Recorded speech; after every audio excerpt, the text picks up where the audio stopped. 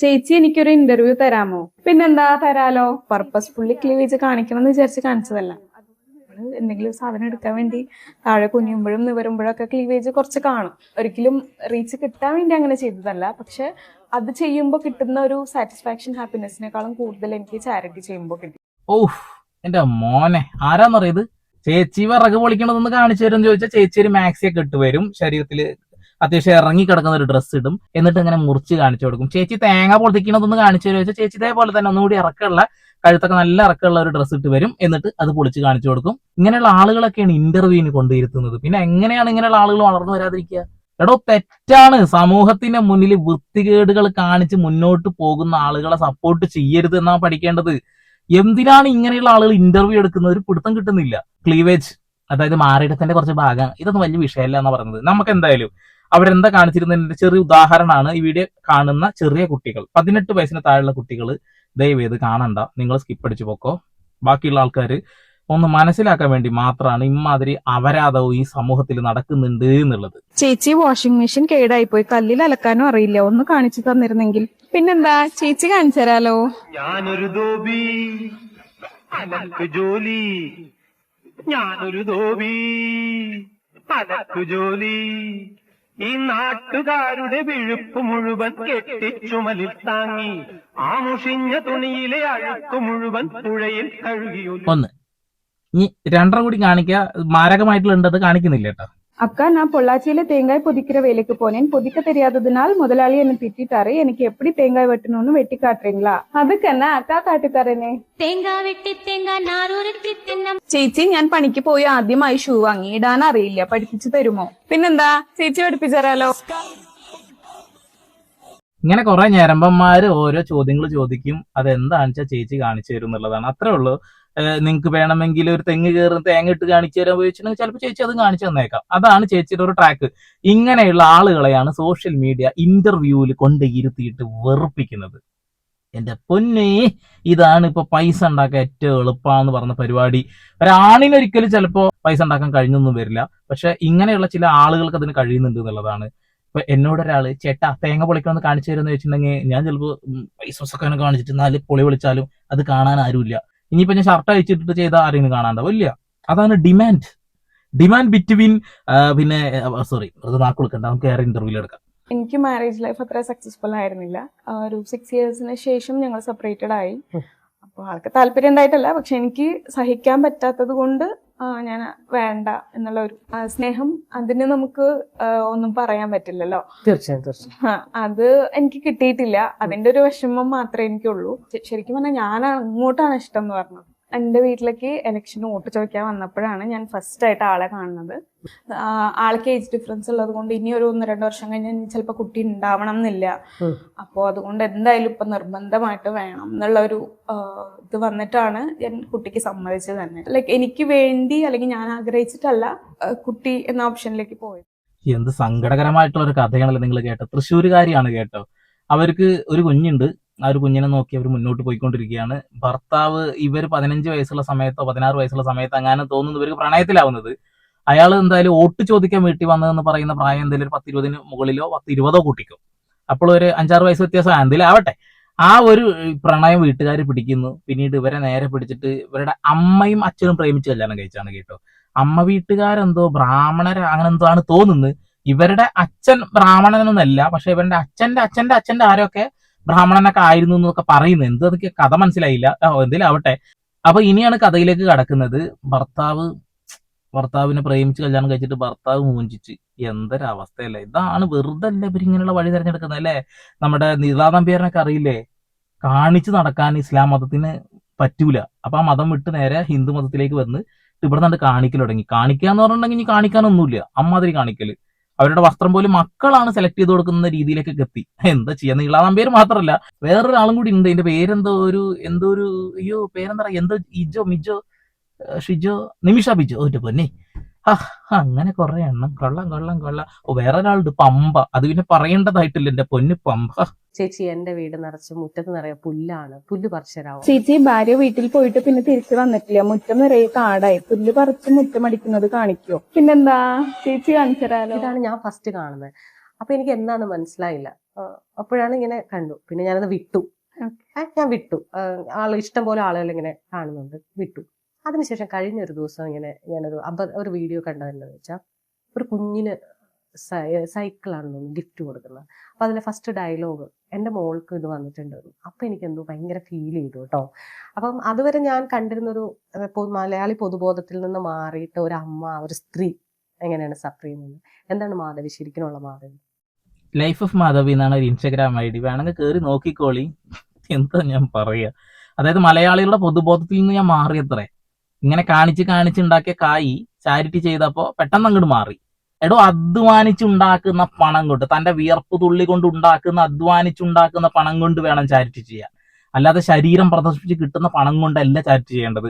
അതൊരു അഭിമാനമായിട്ട് കാണുകയും അതിന് അഭിമാനമാണ് എന്ന് പിന്നിൽ നിന്ന് പുഷ് ചെയ്ത് കൊടുക്കുക എന്ന് പറഞ്ഞാൽ ഏറ്റവും വലിയ വിട്ടിത്തരാണെന്നുള്ളത്, ഏറ്റവും വലിയ വിട്ടിത്തരം. ഇവരുണ്ട പുല്ല് പറിച്ചു കൊടുക്കാനൊക്കെ പോകുന്നതാണ്. ഇതിപ്പോ കുറച്ച് കണ്ടാലിപ്പോ എന്ത് ഈ രീതിയിലേക്ക് മാറുന്നത്? ഇവിടുത്തെ സർക്കാരിനെ പറഞ്ഞാൽ മതി. ഇവിടെയുള്ള സർക്കാർ ഈ നിയമത്തിനൊക്കെ ഒരു ഭേദഗതി കൊണ്ടുവന്നിട്ട്, ഇവിടെ പ്രസിഡന്റ് ഒപ്പുവെച്ച ഒരു നിയമം ഉണ്ടത്രേ, അതൊന്ന് പാസ്സാക്കണം. പൈസ ഉണ്ടാക്കാൻ വേണ്ടിയിട്ട് നമുക്ക് എന്താണ് മലയാളികളുടെ പൊതുബോധം? നമുക്കൊരു പൊതുബോധം ഉണ്ട്, എന്താ അറിയോ? അത് മാന്യതയാണ്. മാന്യത. ആ മാന്യത വിറ്റ് കാശാക്കുക, നഗ്നത വിറ്റ് കാശാക്കുക. ഇതൊന്നും നമ്മളുടെ പൊതുബോധത്തിലുള്ളതല്ല. നമ്മൾ നഗ്നത മറച്ചു വെച്ച് ജീവിക്കുന്ന ആളുകളാണ്, നമ്മൾ തുറന്നു കാണിക്കുന്നവരല്ല. ഈ ഒരു ജനറേഷനിലേക്ക് എത്തിയപ്പോൾ വീണ്ടും അതിനെ ഭയങ്കര സ്വാതന്ത്ര്യമായി എന്ന രീതിയിലേക്ക് മാറുന്നുള്ളതാണ്. ഊളത്തരാണ് എന്റെ പൊന്നു ചാച്ചി. ഇങ്ങനെയുള്ള ആളുകൾ ഇന്റർവ്യൂ വിളിച്ചു വരുത്തിയിട്ട് ഇതാ ഇങ്ങനെയൊക്കെ പൈസ ഉണ്ടാക്കിയാൽ അതാ ചാരിറ്റി ചെയ്ത് നല്ല രസമായിരിക്കുന്ന രീതിയിൽ പറയരുത്. നമ്മൾ പണിയെടുത്തുണ്ടാക്കുന്ന പണം ഉണ്ടല്ലോ, അതാണോ ശരീരം കാണിച്ചുകൊണ്ട് പൈസ ഉണ്ടാക്കുന്ന അവസ്ഥയാണ്. പൊന്നോ, കഴിഞ്ഞില്ല. ഞാൻ എന്റെ സ്ഥലം തൃശ്ശൂരാണ്. ജനിച്ചു വളർന്നത് ബാംഗ്ലൂർ. ജനിച്ചത് ഇവിടെയാണ്, വളർന്നത് ബാംഗ്ലൂരാണ്. പിന്നെ ഒരു പ്ലസ് ടു ഒക്കെ ആയപ്പോൾ ഞങ്ങൾ മൊത്തം ഫാമിലി ഇങ്ങോട്ട് മൈഗ്രേറ്റ് ചെയ്യാനുള്ള ഒരു പ്ലാനിൽ ഞാൻ പ്ലസ് 1 പ്ലസ് 2 നാട്ടിലെ തൃശ്ശൂരാണ് പഠിച്ചത്. അപ്പോൾ അത് കഴിഞ്ഞ ഒരു 12th കഴിഞ്ഞപ്പോൾ ലവ് മാരേജ് ആയിരുന്നു. 12th കഴിഞ്ഞപ്പോൾ തന്നെ? അതെ, ലവ് മാരേജ് ആയിരുന്നു. അപ്പൊ ഏജ് ആയിരുന്നു 18, 19, 20ലാണ് മാരേജ് ആയത്. 20 വയസ്സ് ആണ് കല്യാണം കഴിഞ്ഞത്. ഇതിപ്പോ 12th ഞാൻ അറിഞ്ഞപ്പോൾ ഇവിടുന്ന് ഞാൻ ഇന്ന് തിരിച്ച് ബാംഗ്ലൂർക്ക് കൊണ്ടുപോയി. ഭയങ്കര കോൺട്രവേഴ്സി ആണ്. തിരിച്ച് ബാംഗ്ലൂർക്ക് കൊണ്ടുപോയി. പിന്നെ ഞാൻ ബാംഗ്ലൂരിലായിരുന്നു എന്ന് പറഞ്ഞാൽ ചെറുപ്പം മുതൽ ഞാൻ ഹോസ്റ്റലിലാണ് കൂടുതൽ വളർന്നിട്ടുള്ളത്. ലൈക്ക് അച്ഛനമ്മയുടെ ഒരു കണ്ണീരാണ് അവിടെ, കരച്ചിലാണ്. ചിരിയാണ് വരുന്നത്, കാര്യമായിട്ട് പറയാം. ഇങ്ങനെയുള്ള ആളുകളെ കൊണ്ട് ഇരുത്തി ഇന്റർവ്യൂ നടത്തുന്നത് കാണുമ്പോൾ ചിരിയാണ് വരുന്നത്, പുച്ഛമാണ് തോന്നുന്നുള്ളതാണ്. അച്ഛനും അമ്മയും തമ്മിൽ എന്തൊക്കെ ഇഷ്യൂസ് ഉണ്ട്, അത്ര പ്രേമിച്ച് കല്യാണം കഴിച്ചാണ്. അമ്മ ഇവിടെയും അച്ഛൻ ഇവിടെയാണ്, തൃശ്ശൂരുകാരനാണ്. തൃശ്ശൂരുകാർക്ക് നല്ല അഭിമാനമാവുമല്ലോ ഇത് കേൾക്കുമ്പോൾ അല്ലേ? നിങ്ങളിത് പറയാനായിട്ടൊന്ന് കമന്റ് ചെയ്യണേ. അടിപൊളിയാണ്. അപ്പൊ പ്രേമം തുടങ്ങുന്നത് +2 അങ്ങോട്ട് തോന്നുന്നതാണെന്നാണ് പറയുന്നത്. ഓക്കെ, എന്തെങ്കിലുമൊക്കെ ആവട്ടെ, ബാക്കി പറ. 1.5 ഇയറിന് ശേഷം എനിക്കൊരു 20 ഏജിലാണ് കല്യാണം കഴിക്കുന്നത്. 21 എനിക്കൊരു കുട്ടി ഉണ്ടായി, ഒരു പെൺകുട്ടി ഉണ്ട്. പിന്നെ കല്യാണം കഴിഞ്ഞ ഒരു മാരേജ് ശരിക്കും ഞാൻ ഇഷ്ടപ്പെട്ട കല്യാണം കഴിച്ചത് കൊണ്ട് തന്നെ ഒബ്വിയസ്ലി ഫാമിലി സപ്പോർട്ടൊന്നും ഉണ്ടായിരുന്നില്ല. പിന്നെ ഹസ്ബൻഡായിട്ട് ഇഷ്യൂ ആയിട്ട് ഞാനൊരു 5-6 വർഷം ആളുടെ വീട്ടിലായിരുന്നു. തൃശ്ശൂർ തന്നെയാണ്, ഞങ്ങളുടെ നാട്ടിൽ തന്നെയാണ്.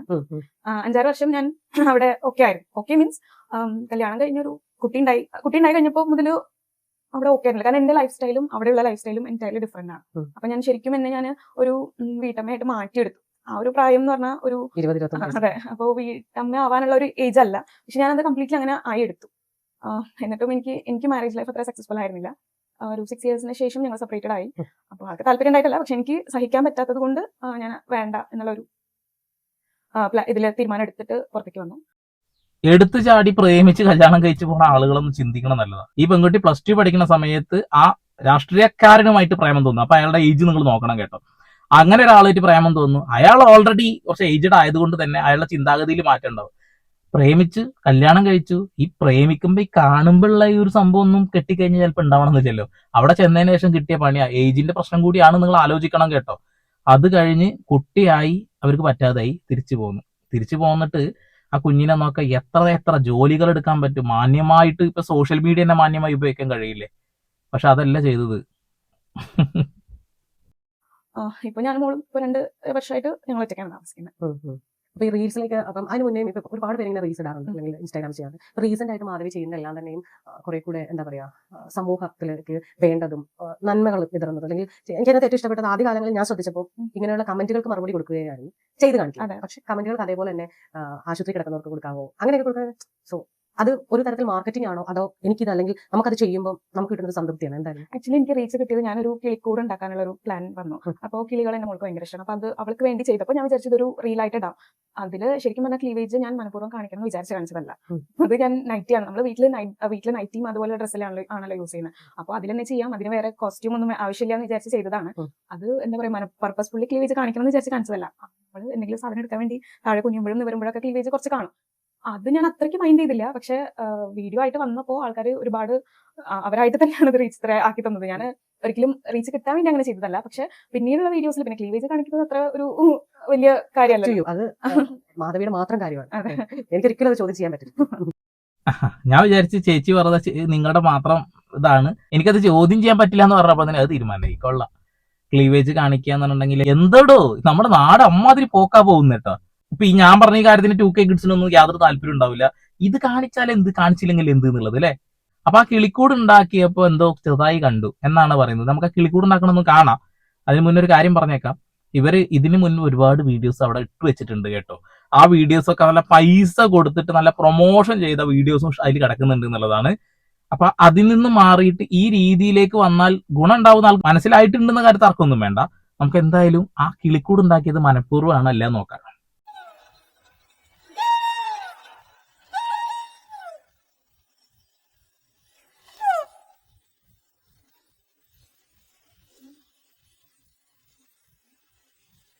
കണ്ടില്ലേ, ഈ വീഡിയോ എടുക്കുന്ന ആംഗിൾസ് നിങ്ങൾ നോക്കിയില്ലേ, ഇത് മനഃപൂർവ്വം എടുത്താന്ന കാര്യത്തിൽ തർക്കമൊന്നും വേണ്ട. കാരണം ഇതേ ആംഗിളുകൾ തന്നെയാണ് പിന്നീട് അങ്ങോട്ട് തുടർന്നിട്ടുള്ളത്. എന്നാൽ ഇതിന് മുൻപ് എടുത്ത വീഡിയോസ് ഒക്കെ നിങ്ങൾ പരിശോധിച്ചാൽ തന്നെ കാണാൻ കഴിയും, പൈസ ഇറക്കി ഒരുപാട് വീഡിയോ വൈറലാക്കാൻ ശ്രമിച്ച് നടന്നില്ല. പക്ഷെ ഇത് കാണിച്ചു തുടങ്ങിയപ്പോൾ നല്ല ക്ലിക്കായി. പക്ഷെ എന്തായാലും ഇപ്പൊ കുറച്ച് കാര്യങ്ങളൊക്കെ മാറ്റങ്ങൾ വന്നിട്ടുണ്ടെന്നുള്ളതാണ്. ആളുകൾ ഇപ്പോ ചേച്ചി അവർക്ക് കുറച്ച് അരി വാങ്ങിക്കൊടുക്കൂ, അപ്പൊ അരി വാങ്ങിക്കൊടുക്കും. ചേച്ചി അവർക്ക് കുറച്ച് തുണി വാങ്ങിക്കൊടുക്കൂ. ഇനി ഇവര് തന്നെ ഫേക്ക് ഐഡിയിൽ നിന്ന് ഇടുന്ന കമന്റ് ആണെന്ന് എനിക്ക് അറിയില്ല. കാരണം അത് പ്രൊജക്ട് ചെയ്തിട്ടാണ് പിന്നീടുള്ള വീഡിയോസ് ഒക്കെ. എന്നിട്ട് അരി കൊടുക്കാൻ പോകും, മുഖം മറച്ചിട്ട് ആ വീഡിയോ എടുക്കും. എന്തെങ്കിലുമൊക്കെ ആവട്ടെ. പക്ഷെ ഒന്നേ പറയുന്നുള്ളൂ, ഇതൊന്നല്ല ജീവിതം. ശരീരം കാണിച്ചിട്ട് പൈസ ഉണ്ടാക്കിയിട്ട് അതിന് കുറച്ച് പൈസ എടുത്തിട്ട് ചാരിറ്റി ചെയ്യുന്ന ഒന്നല്ല ലൈഫ്. ഇതൊക്കെ ശരിക്കും നാണക്കേടാണ്, നാട്ടിൽ നാണക്കേടാവും. നിങ്ങളുടെ മക്കൾ വളർന്നു വരുന്നില്ലേ, ആ കുഞ്ഞിനൊക്കെ നാളെ ഭാവിയിൽ ഇതൊക്കെ വളരെ നാണക്കേടായിട്ട് മാറുകയുള്ളൂ. അതൊന്ന് മനസ്സിലാക്കി മുന്നോട്ട് പോകുക എന്നുള്ളതാണ്. പിന്നെ ഒരുപാട് ആളുകളുണ്ട് ഇത് പൈസ ഉണ്ടാക്കാൻ ഏറ്റവും എളുപ്പമുള്ള ഒരു പരിപാടിയാണെന്ന് പറഞ്ഞിട്ടാണ് മുന്നോട്ട് പോയിക്കൊണ്ടിരിക്കുന്നത്. കുറെ ആൾക്കാരെ രാത്രി 12 മണി 1 മണിക്ക് ശേഷം നിങ്ങൾ ഫേസ്ബുക്ക് ആണെന്നുണ്ടെങ്കിലും യൂട്യൂബ് ആണെന്നുണ്ടെങ്കിലും ഇൻസ്റ്റഗ്രാം ആണെന്നുണ്ടെങ്കിലും ലൈവില് ഫുള്ള് പൂന്തോട്ടങ്ങളുടെ പരിപാടികളാണെന്നുള്ളതാണ്. ഫുൾ പൂന്തോട്ടങ്ങൾ. അതിൽ കുറെ ഞരമ്പന്മാരുള്ളത് കൊണ്ടാണ് ഇതൊക്കെ, അത് വേറെ കാര്യം. പക്ഷെ ചില ഞരമ്പികളും അതിന്റെ അടുത്ത് കയറുന്നുണ്ട് എന്നുള്ളതാണ്. അതെന്താന്ന് മനസ്സിലായില്ലേ, സ്ക്രീൻ റെക്കോർഡ് ചെയ്തിട്ട് അവരുടെ മുഖം കാണിക്കാത്ത ചാനൽ വഴി അങ്ങ് പുറത്തു വിടുക, ഇതാണ് പരിപാടി. അപ്പൊ ഇങ്ങനെയുള്ള ആളുകളെ ഒന്നും കൊടുന്ന് ഇന്റർവ്യൂ എടുത്തിട്ട് ദയവ് ചെയ്തിട്ട് ഇങ്ങനെ പ്രൊമോട്ട് ചെയ്യല്ലേ എന്ന് എനിക്ക് പറയാനുള്ളൂ. ഈ അപരാധങ്ങളൊക്കെ ജനങ്ങൾക്ക് കണ്ട് മടുത്തുപോയി. അതുകൊണ്ടാണ് ഇതാണ് പണം ഉണ്ടാക്കാൻ ഏറ്റവും എളുപ്പം എന്നുള്ള ആ ഒരു മനോഭാവം ഉണ്ടല്ലോ, ആ ഒരു ചിന്താഗതിയെ കേരള സർക്കാർ ഇടപെടലുകൾ നടത്തിയിട്ട് ഇല്ലാണ്ടാക്കണം. അത്ര എനിക്ക് VD സതീശൻ സാറിനോട് പറയാനുള്ളത്. വേറെ ഒന്നും എനിക്ക് പറയാനില്ല. വീണ്ടും വരാൻ കേട്ട പുതിയ അപ്ഡേഷൻ ആയിട്ട് സന്ദീപ് എടപ്പാൾ സൈനിങ് ഓഫ്.